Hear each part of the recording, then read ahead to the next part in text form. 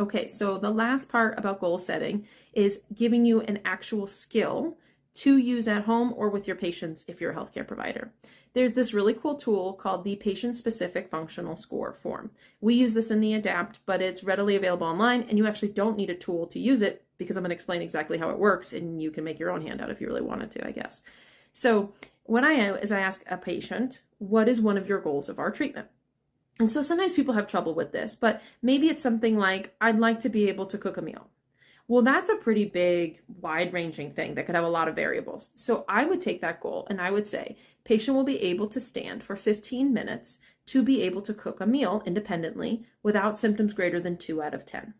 So you see what I did there? I broke this big goal down, like we've been talking about, into a specific piece, a specific functional task that really would translate to other tasks as well.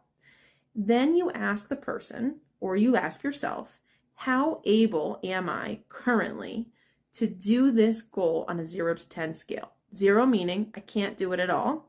10 meaning I can do it as well as I could have without an illness, right? I'm totally normal with this task.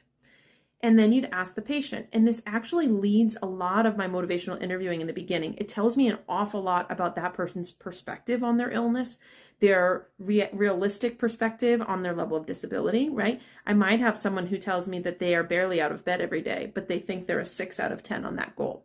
We would definitely see a mismatch between perceived ability and reality, right? And so maybe that patient ranks their ability to stand for 15 minutes without symptoms greater than 2 out of 10 at a 2. So they are about 20% able to achieve that goal.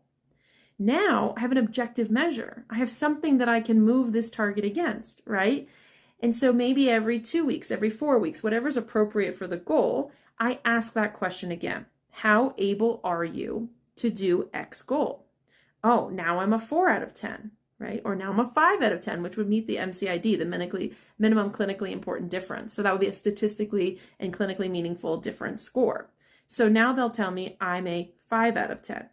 So now I've made significant progress. I'm not at my goal, but I can have a checks and balances along the way to really reflect on the progress I have made. Again, I can use that for my motivational interviewing, right? You see how that works? So I'm taking this big goal, I'm creating a feasible piece, I'm ranking my ability on 0 to 10, and then I'm using that ranking across time to truly track progress and give myself something to lean into for motivational interviewing to continue to move towards those goals.